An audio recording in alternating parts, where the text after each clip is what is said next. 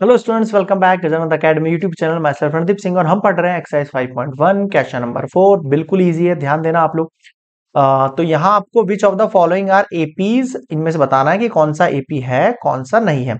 If they form an AP, अगर ये AP form करते हैं तो उनका कॉमन डिफरेंस आपको यानी कि डी निकालना है और राइट 3 मोर टर्म्स, उनमें से आगे वाली 3 डिजिट भी लिखनी इनके आगे की। ठीक है, शुरू करते हैं एक एक पार्ट से। चलिए, तो फर्स्ट वाले पार्ट को देखेंगे आप।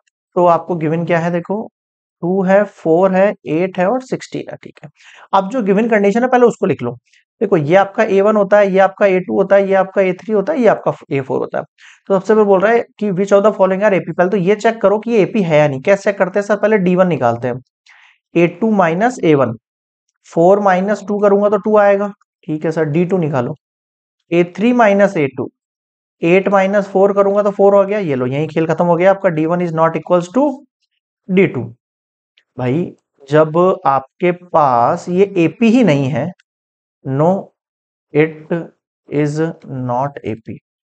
जब एपी ही नहीं है तो आगे के फर्स्ट टर्म और कॉमन डिफरेंस और राइट 3 टर्म्स करने की जरूरत ही कहां आ रही है। तो ये फर्स्ट वाला पार्ट कंप्लीट हो गया। ठीक है सर, नेक्स्ट वाले पार्ट को देखना आप।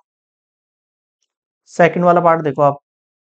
2,5/2, 3,7/2। ऐसा ही है, हाँ सर। सबसे पहले देखो, ये A1 होता है, ये A2 होता है, ये A3 होता है, ये A4 होता है। सबसे पहले मैंने आपसे D1 निकालूंगा। D1 क्या होगा सर? A2 माइनस A1, यानी 5/2 माइनस 2। एलसीएम लूंगा यहाँ पे। 5 माइनस 2, 2 4 अपॉन 2, 5 में से 4 गया सर, 1/2 निकले। D2 क्या निकलेगा वो देखो सर। D2 निकल जाएगा आपका A3 माइनस A2। A3 कितना है सर? 3 और ये 5/2 है। फिर से एलसीएम लो, 2 3 जा 6 माइनस 5/2। ठीक है सर, ये भी ठीक आ रहा है। फिर D3 निकालो। D3 कितना होता है? A4 माइनस A3, यानी कि 7/2 माइनस 3। एलसीएम लो, 7 माइनस 2 3 जा 6/2, 1/2। अब आपने क्या देखा यहाँ? D1 equals to D2 equals to D3, तीनों सेम है ना? हाँ, तो yes it is an AP. सबसे पहला तो आपका इसका जवाब दिया है आपने कि AP. If they form an AP, find the common difference D. तो अगर ये एपी है तो इसका कॉमन डिफरेंस निकालो। तो डी कितना निकल गया सर? 1/2 निकल गया। राइट द 3 मोर टर्म्स, आगे के डिजिट। अब आप देखो यहाँ पे 4 तक डिजिट थी, तो फिफ्थ निकालनी होगी। फिफ्थ कैसे निकालेंगे? A प्लस 5 - 1 D, यानी कि A प्लस 4D। ए का वैल्यू कितना है सर? 2 है। ए कितना है इसके अंदर भाई? एक सेकेंड। हाँ, ए कितना है आपके पास? 2 है भाई। आ रहा है समझ में? हाँ सर, ये फर्स्ट वाला डिजिट है ना, ये 2 प्लस 4। डी की वैल्यू कितनी है सर? हाफ है डी की वैल्यू। 2 से 4 जाएगा 2 टाइम, तो 2 प्लस 2 1 जा 2, यानी कि 4 बनेगा। ये आ गया समझ में? हाँ सर। A6 देखो, A plus 6 - 1D, A plus 6 - 1 यानी A प्लस 5D, यानी A की वैल्यू रखो 2 प्लस 5D की वैल्यू रखो हाफ। अब करो ऐड, 2 प्लस 5/2। एलसीएम लोगे कितना हो जाएगा? 2 2 जा 4 प्लस 5/2, यानी कितना आ गया? ये आपके पास A6 आ चुका है 9/2। आया नहीं आया? क्लियर हो गया ये? 2 जा 4 प्लस 5 9। A7 क्या होगा? A प्लस 6D, यानी A की वैल्यू 2 है प्लस 6, D की वैल्यू कितनी निकाली हमने? हाफ। 2 से 6 कटेगा 3 टाइम, तो 2 प्लस 3, यानी A7 की वैल्यू कितनी आ गई आपके पास? 5। बताओ आई नहीं आई? हाँ सर, आ तो गई है। अब आप मेरी बात ध्यान से सुनना। आपने यहाँ पे राइट 3 मोर टर्म्स, तो आपके पास हैंस 3 मोर टर्म्स कौन कौन सी आ गई आपके पास? एक तो 4 आई, फिर 9/2 आई, और फिर 5 आई। ये देख लेना आप। थोड़ा सा यहाँ पे कंजेस्टेड हो गया मामला, बट आप ध्यान देना, साफ तरीके से देखोगे थोड़ा सा दिख जाएगा। क्लियर हो गया? ये हो गया सेकंड वाला पार्ट। थर्ड पार्ट की ओर बढ़ते हैं, चलिए।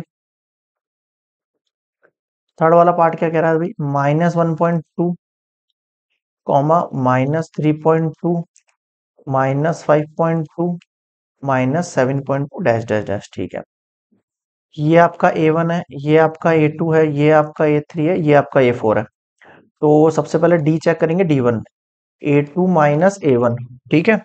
A2 कितना है सर? A2 - A1 तो -3.2 तो A2 है। फिर माइनस ई वाला फॉर्मूले का, फिर A1 का वैल्यू कितना है सर? -1.2। समझ में आ रहा है कुछ? हाँ sir. -3.2 minus minus plus 1.2। Solve करोगे, प्लस माइनस माइनस हुआ, 3.2 में से 1.2 माइनस करना है तो 0.2, तो 2.0 हो गया। 3 में से 1 गया 2, 2 में से 2 गया 0, साइन आएगा बड़ी डिजिट का -2.0। अगला देखो D2 निकालते हैं अपन। D2 कैसे निकलेगा? एक मिनट। D2 निकलेगा आपके लिए A3 - A2, इसमें से इसको। A3 कितना है सर? -5.2, फॉर्मूले का माइनस, फिर -3.2, -5.2 minus minus plus 3.2। Plus minus क्या होता है सर? माइनस। 5.2 में से 3.2 करना हो, 5 में से 3 गया 2, 2 में से 2 गया 0, साइन आएगा सर माइनस का। ठीक है सर। आगे देखो D3। D3 कैसे निकलेगा सर? A4 - A3। A4 की वैल्यू कितनी है सर? -7.2, माइनस A3 की वैल्यू कितनी है? -5.2। -7.2 minus minus plus 5.2, plus minus करूंगा तो 2.0, साइन आएगा माइनस का। ठीक है सर। अब आपने क्या देखा यहाँ पे? सर हमने ये देखा कि D1, इसके बाद का प्रोसेस यहां से कर रहा हूँ। D1 equals to D2 equals to D3 है, जो कि है आपका 2.0। तो मैं लिखूंगा yes it is for man AP. सबसे पहली चीज तो यहाँ आपका A है -1.2 और D है आपका 2.0। बताओ समझ में आ गई कि हाँ सर आ गई? अब आपको नेक्स्ट 3 टर्म निकालनी है। तो A4 तक तो है, मैं पहले A5 निकालूंगा। A5 क्या होती है? A+4D, डायरेक्टली लिख रहा हूं मैं। 5 में से 1 गया तो 4D बन जाएगा ना? हाँ सर। A का वैल्यू कितना है सर? -1.2 है, प्लस 4, D का वैल्यू कितना है? 2.0 नहीं है, ये -2.0 है ना? ओके, -1.2, 4 2 8.0, ऐड करोगे तो कितना हो जाएगा? 9.2 माइनस का। A6 कितना होगा भाई? A+5D, इसमें से एक कम होता है यहाँ पे। ठीक है सर। A6 कितना हो जाएगा सर? -1.2, तो ये +5 और ये -2.0, -1.2 प्लस माइनस -5 2 कितना हो गया? 10। लेकिन पॉइंट एक डिजिट के आगे ही आना है। बताओ ये चीज समझ में आई क्या? क्या किया देखो। एक सेकंड एक सेकंड, ये ऐसे नहीं होगा यार। हाँ, ये 10.0 होगा ये ना। 5 2 10 और ये 0, फिर ये एक संख्या के पीछे से पॉइंट लग गया। अब आप ऐड करोगे 10 और ये 11.2 हो जाएगा माइनस का। समझ गया? 10/1 11, जैसे 8/9 किया ना, ऐसे 10/1 11.2। फिर A7 की बात करते हैं तो A+6D लिख देता हूँ डायरेक्टली मैं। A की वैल्यू -1.2 प्लस 6, D की वैल्यू कितनी हो जाएगी? -2.0। ऐड करो, -1.2 प्लस माइनस माइनस 6 2 12.0, 12 और 1 कितना हो जाएगा आपके पास? 13.0 माइनस का। तो आपके पास हैंस 3 मोर टर्म्स आर। देखो कौन कौन सी आई? -9.2 आई, -11.2 आई, -13.0 आई। अब बताओ यहां तक किसको क्या समझ में नहीं आया? क्लियर है सारी बातें? एक मिनट, ये 2 है, एक सेकंड। ठीक है, 13.2 है, ये ऐड करोगे 12 13 और 0.2। क्लियर हो गया? हाँ सर। थर्ड पार्ट हो गया, फोर्थ वाले पार्ट पर चलते हैं अपन। फोर्थ क्या कह रहा है देखो? -10 -6 -2 ठीक है सर। यहां पर भी देखो, ये A1 है, ये A2 है, ये A3 है, ये A4 है। सबसे पहले D1 निकालेंगे, A2 - A1 करके, यानी -6 माइनस -10।